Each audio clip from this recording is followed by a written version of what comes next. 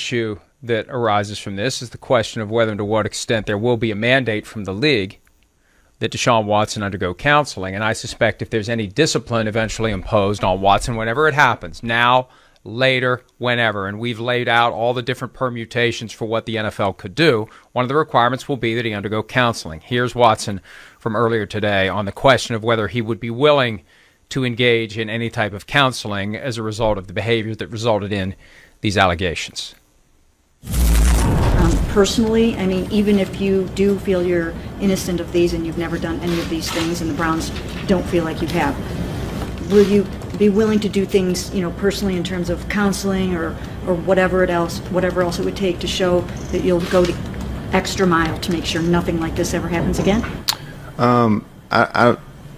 It's hard for me to say the counseling part because I don't have a problem. I don't have an issue, and that's what I've been saying from the beginning. So this situation is definitely is tough and is very difficult. But me as a having a problem going to counseling and things like that, I'm willing to talk to people about certain situations to make sure I'm not getting back in this. But like I said before, I never assaulted anyone, never disrespected anyone. I've always been respectful, and that's what I've always stood on, and that's who I am as a person. When in doubt, go back to the card. When in doubt, go back to the talking points. And again, this is a young guy trying to navigate some murky waters. It's hard for me to reconcile I don't need counseling because I don't have a problem to, well, if they want me to talk to somebody so I don't fall back into this. Well, that's the problem. They don't want me to fall back into the problem that isn't a problem. I mean, it becomes very dog-chasing tail. But the bottom line is he's going to have to at some point, at a bare minimum, because even if, let's say the NFL doesn't take any action until these cases are resolved, and he goes 22 for 22, one trial after another. Think about that, too. Think about that logistically. You don't try them all at once.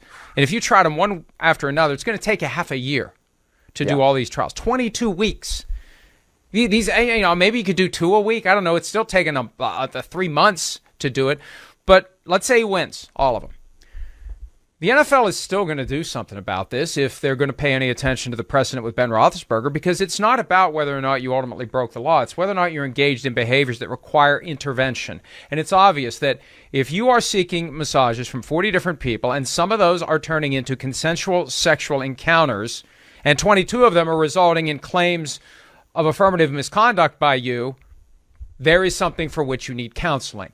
And that's where the disconnect is between this defense of Deshaun Watson, he hasn't done anything wrong, he's innocent until proven guilty, to the circumstances crying out that something's not right. And Dee Haslam, co-owner of the Browns, said in the Zoom call today, I hope counseling is something he would consider. She'll leave it up to the experts, but believes in counseling for everybody. Well, yes, counseling could be useful for everybody. We all have issues, and that is a fair assessment. But at the same time, there's enough undisputed evidence regarding what happened to Deshaun Watson to suggest that counseling would be necessary, even if it's counseling for him to deal with the stress of the last year. Some form of counseling would be helpful for him right now. Yes, and that's exactly the point that Dee Haslam was making on that Zoom call, that's part of why she feels like it could at least be beneficial for Deshaun Watson, not necessarily stemming from the actions or the allegations and all of those different types of things, but just from the simple stress of, you did not play football last year, and that's something that you love. That's something that you are employed to do. It's something that we all know Deshaun Watson is indisputably very, very good at, is going out there and throwing the ball on a football field. So it's not necessarily just about the allegations for something that he could receive counseling, right? It's more basically the entire circumstances of what's been going on in his life. And that's the point he hasn't made. But I think, at the same time, when, as we've been saying, his lawyer has admitted that some of these massage therapy sessions turned into consensual sexual encounters, it's at least worth talking to somebody about the fact that massage therapists are not sex workers. So, at least in my opinion, that's where at least some minuscule form of counseling could come in there to drive that point home. Yeah, Deshaun, you're under the misimpression that when you go get a massage, it's going to take a turn that is not normal and it shouldn't be expected. And you shouldn't be confused when it doesn't happen. At a minimum, that's the kind of counseling he needs. And he also needs a different kind of counseling as it relates to what he needs to do, because I'm telling you, he needs to settle these cases, because I believe the NFL eventually, if he doesn't settle these cases, will put him on the commissioner exempt list, and he won't play this year until those cases are resolved. And I'm not sure the people advising him understand that. And I know that there are people high up in the league office that are sending that message. I don't know if it's being sent loudly enough or directly enough for Deshaun Watson to understand. You're not just going to be able to defend yourself and try to clear your name and play football. There's a good chance the NFL, which uses paid leave as a PR tool and nothing else, it's a way to take the heat out of the hot kitchen. We don't have to worry about Deshaun Watson being on NBC, CBS, ABC, ESPN, Fox, or Amazon, and no one has to acknowledge the elephant in the room because he's not in the stadium. That's why they do it. They would do it. For 22 cases, they would do it. Could they do it before the start of the offseason program or at the start of the offseason program? They could, but here's the balance. They don't like to do it until they have to, because the mere act of doing it creates a negative news cycle. The mere act of doing it opens the NFL up to criticism from people who say, well, how can you do this? He hasn't been found to have done anything wrong. Why are you doing this to him? What about others that haven't had this happen to them? I mean, so they'd rather do nothing as long as they can. And I don't know that the offseason program will be enough to get them to do it. But remember when Tyreek Hill had that thing a couple of years ago where it was unclear what was going on? He and the team agreed he wouldn't come around. And I don't know, maybe they'll agree that Deshaun Watson will work out on his own. If I'm the Browns, though, I kind of want to integrate the guy into the team. So that's just something to keep an eye on. But the offseason program's coming. And we'll see if anything happens tangibly between now and then. Deshaun, you originally turned down the Browns, and then you flipped and went back to the Browns. How much of that had to just do with the contract? Actually, it had nothing to do with the contract. I didn't know about the contract until I told my agent that I wanted to come and be a Cleveland Brown. That was secondary. That was after the fact that we spoke on the phone with AB and Kevin and the Haslam family. So that had nothing to do with me choosing the Cleveland Browns. I think you guys know I typically don't talk about contracts in this setting. I actually will make a departure from that because I do think a little bit of context is important. So a couple things. Number one, we certainly understand the optics of it. I think for us, after we got comfortable with Deshaun, the contract was really a football decision. The things that were important to us from a club perspective were to have another year, have Deshaun under contract for another year, and to have it structured in a manner that would allow us, maximum flexibility to execute the rest of our off-season plan. And that's specifically true as we really kind of facilitate the next steps with Baker and Baker's contracts, on our cap. And I think probably the other thing to mention is that structure, Jake, is very similar to a lot of the large contracts that we already have. That last part was about the fact that Deshaun Watson has a very low base salary this year, so if he is suspended without pay, he loses far less than, say, next year when his base salary is $46 million. And I would suspect that if he's suspended without pay next year instead of this year, they'll convert a large chunk of the $46 million salary into a signing bonus, and it gets spread out, and the salary drops, and the impact drops. This isn't the first time. This is a loophole that multiple players and multiple teams have taken advantage of, and people are up in arms about this.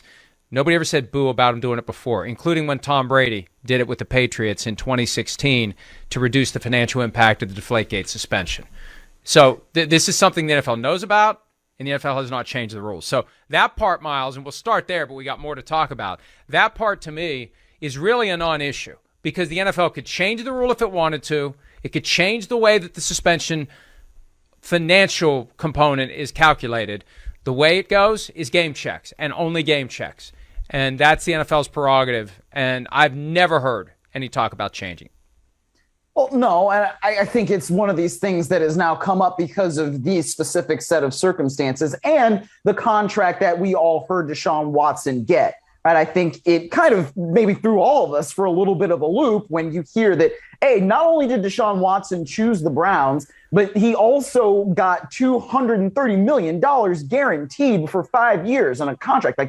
It's unprecedented. So I think the unprecedented nature of all of this now calls into question what that low base salary is and why it would happen and what are the implications of it. Well, and the idea that Deshaun Watson would have picked the Browns regardless of the contract. Ludicrous. Okay, fine, then. And see, this is one of those things where if I'm a lawyer and I'm trying to make a case to a jury and I catch somebody in one ridiculous statement, I say we shouldn't believe anything else they say if they're willing to say that with a straight face. It hurts their credibility across their board because that is ludicrous. Because Russell Wilson didn't get a new contract on his way through the door with Denver. He's got 2 years left on his contract. Why didn't the Broncos give him a new contract on the way through the door? Why does the guy who's got 22 pending lawsuits get $230 million fully guaranteed? Because there were 3 other teams that wanted him, and he said to the Browns first, see you later, and the Browns decided, what are we going to do for a quarterback? We really want this guy. And I don't know how much of this was calculated, how much of it was a strategy that was hatched by David Mulugheta. If so, chef's kiss, baby. It's beautiful.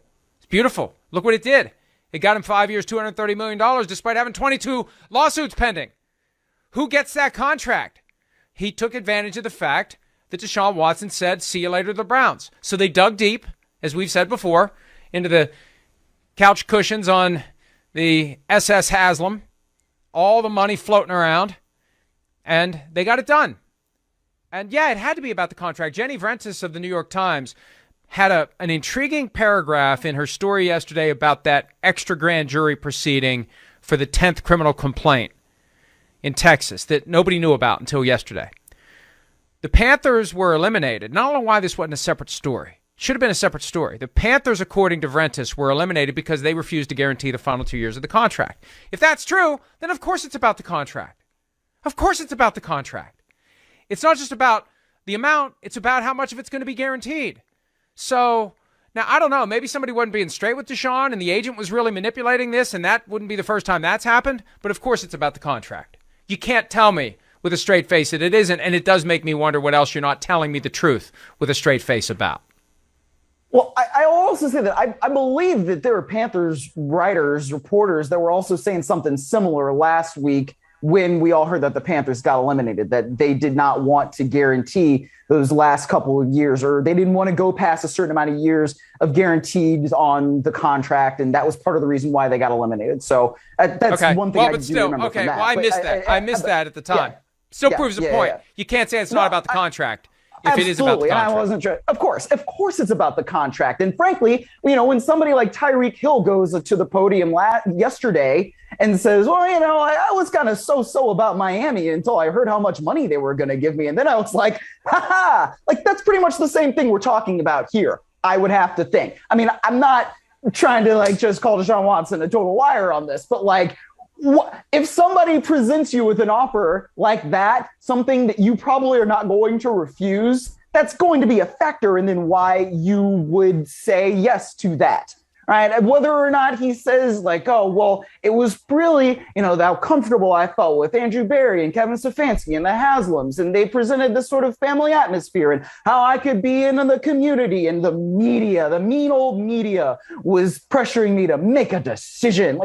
I don't understand why that means anything to you. It's your choice. It's your destination. So you got to take all the time you need. And it's not really a media problem if you need to make a decision. That's just you. So whether or not the Browns really eliminated or came back because of the contract, whatever. But I don't believe that the guaranteed, 5 years and how much, over 200 mil was not a factor there. I just don't.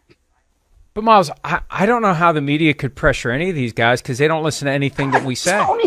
Oh, of course. Yeah, right. Right? They don't listen to us we ever. pressured Tom Brady into retiring. That's true. We sure did. The media. Yeah. Yes. He doesn't listen to anything we say, but we pressured him. Oh, my gosh. Wow. Yes, we made Tom Brady retire, even though everybody thinks he's the greatest quarterback of all time. And everybody's like, well, how long is he going to play? You and I were on this show being like, is Tom Brady going to play until he's 50? And I don't know. I mean, it seems conceivable that he could. But yes, it's the big bad media's fault that he retired. And now he's back.